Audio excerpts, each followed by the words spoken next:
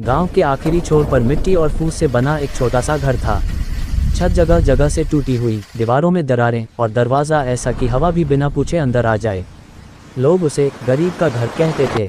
उस घर में रहते थे रामदीन, उसकी पत्नी सीता और उनका 8 साल का बेटा मोहित। रामदीन मेहनती था। दिन निकलते ही खेतों में मजदूरी करने चला जाता और सूरज ढलने के बाद थका हारा लौटता। मजदूरी कम थी पर ईमानदारी पूरी।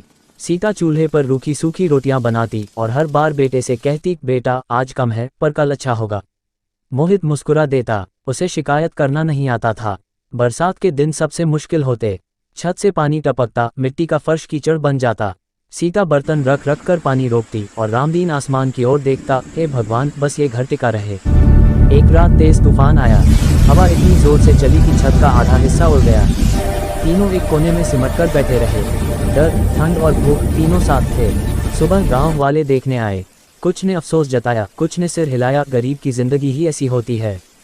पर उसी भीड़ में गांव के मास्टर जी भी थे। उन्होंने मोहित को देखा, फटी कमीज पर आंखों में चमक। मास्टर जी ने पूछा, पढ़ते हो?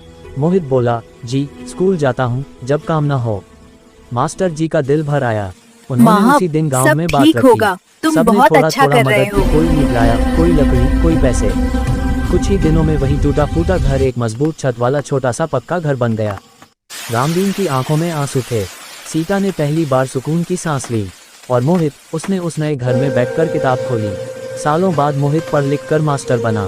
उसी गांव में पढ़ाने लगा और अपने बच्चों को उस पुराने मिट्टी के घर की कहानी सुनाता। घर छोटा था, गरीब था, पर उसमें मेहनत, ईमानदारी और उम्मीद रहती थी। इसी ने हमें अमीर बनाया, क्योंकि घर ईंटों से नहीं हौसलों से बनता है।